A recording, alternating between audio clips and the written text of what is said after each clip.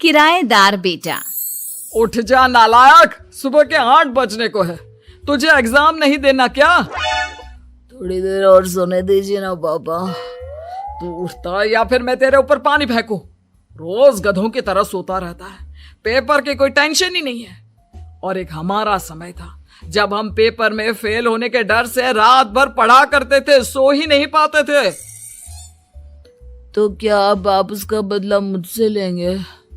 मैं 15 मिनट बाद उठ जाऊंगा, आप प्लीज जाइए, मुझे डिस्टर्ब मत कीजिए। इतना कहकर रौनक रजाई ढककर फिर से सो जाता है। तू ऐसा नहीं मानेगा, रुक मैं अभी पानी लेकर आता हूं।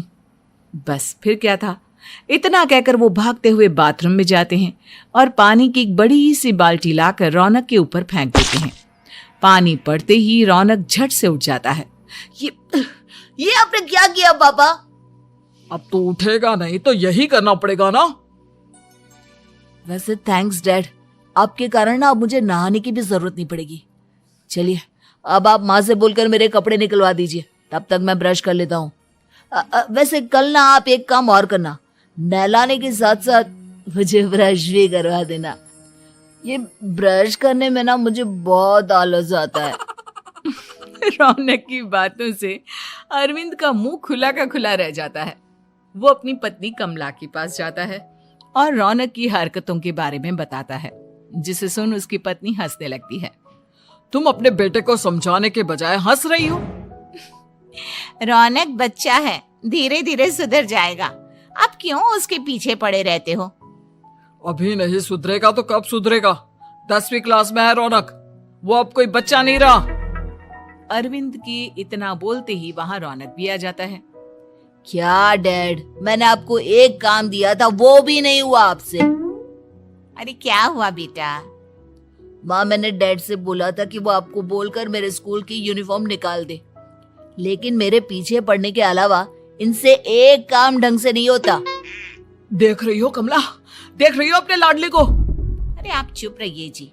चलो बेटा, मैं तुम्हें कपड़े निकाल कर दे देती हूँ। बस ऐसे ही साल पर साल बीतते जाते हैं, लेकिन रौनक के रवैये में कोई बदलाव नहीं आता। वो पहले से भी ज्यादा आलसी और पूरी तरह अपने माता पिता पर निर्भर हो जाता है।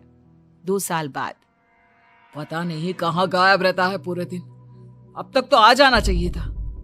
अरे आप इतनी फिक्र क्यों कर रहे हैं उसकी? दोस्तों के साथ खेल रहा होगा, आ जाएगा अभी। ये कोई टाइम है खेलने का? 10 बजने वाले हैं, इतनी रात में कौन खेलता है? कमला कुछ कहती उससे पहले ही रौनक वहां आ जाता है। मम्मी जल्दी से खाना लगा दो, बहुत भूख लग रही है। तुम्हें तब तक खाना नहीं मिलेगा जब तक तुम बता नहीं देते कि इतनी रात गए कहां से आ रहे हो। ओ प्लीज डैड, अब आप एसी पे प्रद्युमन बनकर मेरे सर पर बंदूक लेकर मत बैठ जाना। अपनी फालतू की बकवास बंद कर और बता कहां से आ रहा है। माँ अब समझाइए ना डैड को।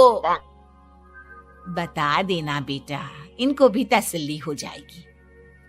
आप बोल रही हैं तो बता देता हूँ, मैं दोस्तों के साथ मूवी देखने गया था, इसलिए देर हो गई। तो इन सब चीजों में मेरे पैसे उड़ाता है। कभी 1 रुपया कमाने के बारे में सोचा है तूने? जब देखो हवा की तरह पैसे उड़ाता रहता है। माँ अब आप इन्हें चुप करा दीजिए, वरना ना मुझे गुस्सा आ जाएगा। अच्छा क्या कर लेगा? बता ना क्या कर लेगा तू? वैसे बात तो ठीक ही है, मैं कर ही क्या सकता हूँ। पैसे तो फिर भी मैं आपसे ही मांगूंगा ना। चलिए अब ये सब बात छोड़िए और मम्मी मेरे लिए खाना लगा दीजिए। अभी लगा देती हूँ बेटा। मैं बता रहा हूँ कमला, एक दिन ये ऐसे ही बिगड़ जाएगा। ओफो, आप क्यों इतना पीछे पड़े रहते हो मेरे बच्चे के? बाद की बात में देखेंगे, अभी आप शांति से उसे खाना खाने देंगे। अगले दिन डैडी मुझे 10,000 रुपए चाहिए। हाँ? अब इतने पैसे क्यों चाहिए तुझे? डैड आप बिना सवाल किए कभी पैसे नहीं दे सकते क्या? जब तक तू बताएगा नहीं तुझे पैसे भी नहीं मिलेंगे। अरे अब आप अपने बेटे को पैसे भी नहीं दे सकते? नालायक, तेरी उम्र के लोग नौकरी करते हैं और एक तू है जो नौकरी करने का नाम ही नहीं लेता कभी। आप लोगों के होते हुए भला मैं नौकरी क्यों करूं? अरे हम कब तक पैसे देंगे तुझे? तुझे भी तो अपने पैरों पर खड़ा होना होगा ना। कौन सा उधार के पैरों पर खड़ा हूं? अपने ही तो पैरों पर खड़ा हूं मैं। इसी तरह रौनक दिन प्रतिदिन लापरवाह होता जाता है।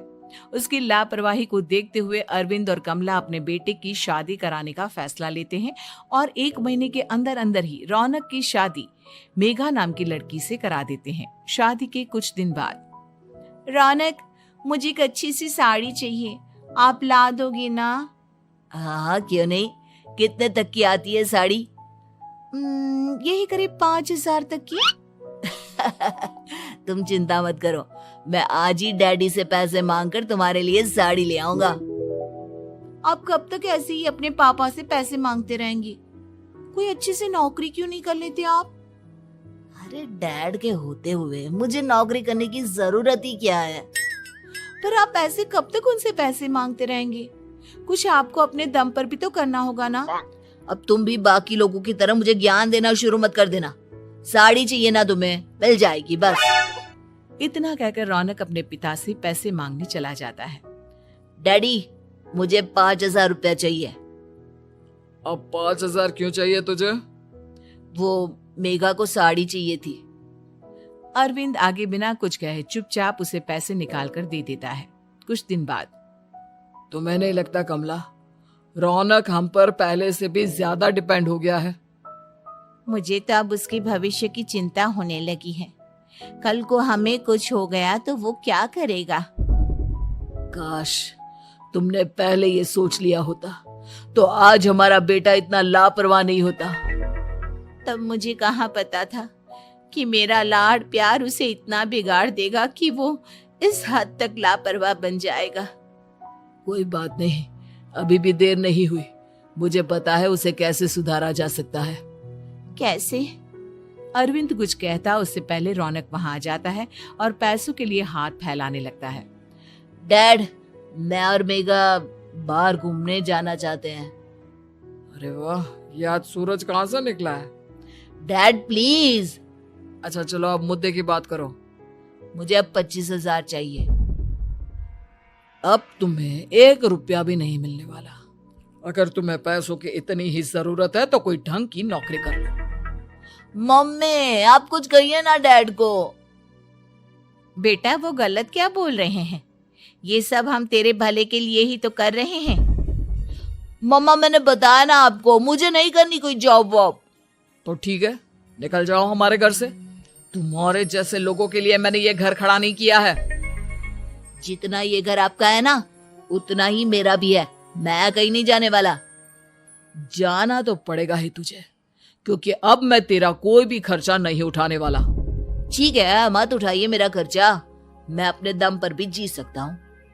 तो बेशर्मों की तरह अब तक यहाँ क्यों खड़ा है? अपना सामान ले और निकल जाए यहाँ से। रौनक पैर पटकते हुए वहां से चला जाता है। घर से निकालना जरूरी है क्या उसे? बिना पैसों के कौन रखेगा उसे किराए पर? अगर उसका भविष्य सुधारना है तो हमें अपने दिल पर पत्थर रखकर ये कदम उठाना ही होगा। दोनों बात कर रहे होते हैं कि रौनक अपनी पत्नी के साथ एक बड़ा सा बैग लेकर घर से निकल जाता है, लेकिन घर से बाहर उसे कोई भी मुफ्त में अपने घर किराए पर नहीं रखता। अंत में थक हार कर वो फिर से अपने घर चला जाता है। क्या हुआ? थोड़ी देर पहले तो दहाड़ते हुए घर से निकला था, अब क्या हुआ? नहीं रखा ना किसी ने तुझे किराए पर? डैड प्लीज, मैं कुछ दिनों में कोई अच्छी सी नौकरी शुरू कर दूंगा। आप तब तक तो हमें रख लीजिए प्लीज। सुबह से रात हो चुकी है लेकिन कोई हमें रखने को राजी नहीं है। अब आप ही बताइए, इतनी रात को मैं मेघा को लेकर कहाँ जाऊंगा? ठीक है, बहू की वजह से मैं तुझे घर पर रख रहा हूँ, लेकिन तू इस घर में एक बेटे की नहीं बल्कि एक किराएदार की हैसियत से रहेगा। 3 महीने है तेरे पास।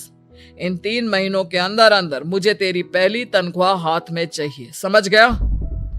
पक्का डैड, इन 3 महीनों के अंदर अंदर तो कोई बढ़िया सी नौकरी ढूंढ ही लूंगा मैं। ऐसे ही धीरे धीरे समय बीतने लगता है और अरविंद के दिए 3 महीनों में से 2 महीने बीत चुके होते हैं। पापा जी ने हमें 3 महीने दिए थे, जिसमें से 2 महीने तो बीत चुके हैं। अब ये आखिरी महीना बचा है। अरे तुम चिंता मत करो, आज मेरा ना 2 जगह इंटरव्यू है, दोनों